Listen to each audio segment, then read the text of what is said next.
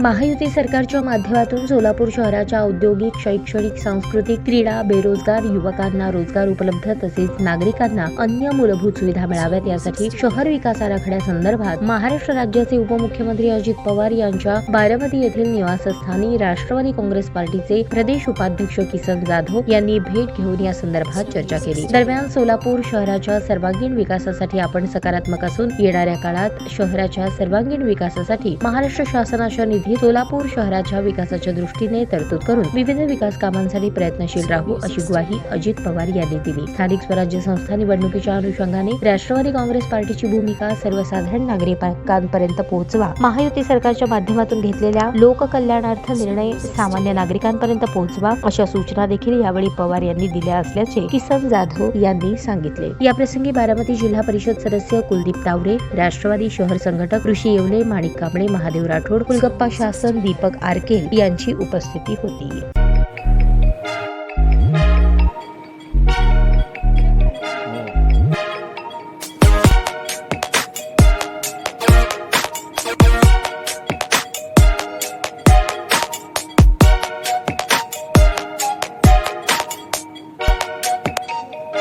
सोलापूर शहरातील सुप्रसिद्ध हॉस्पिटल म्हणजे सेंट्रल मल्टी स्पेशालिटी हॉस्पिटल मागील अनेक वर्षापासून सेवा बजावत आहे। 24 तास इमर्जन्सी सर्व्हिस, मॉडर्न टेक्नॉलॉजी, अनुभवी डॉक्टर्स तसेच अत्याधुनिक तंत्रज्ञान सुविधांनी सुसज्ज स्त्रीरोग प्रसूती विभाग, ऑर्थोपेडिक विभाग, मेडिकल विभाग आणि इतर एकमेव नाव म्हणजे सेंट्रल मल्टी स्पेशालिटी हॉस्पिटल। पत्ता गणेशपेठ शॉपिंग सेंटर, मंगळवार बाजार, सोलापूर।